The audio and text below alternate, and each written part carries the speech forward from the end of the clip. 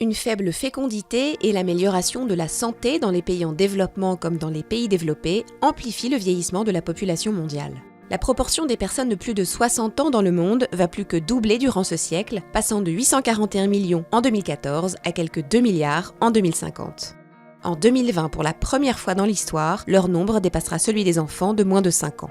En 1950, il y avait 12 actifs pour chaque personne de plus de 65 ans dans le monde.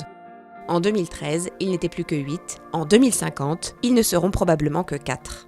Cette tendance aura donc de plus en plus d'incidence sur la croissance économique, l'épargne, l'investissement, la consommation, le marché du travail, les retraites et la fiscalité.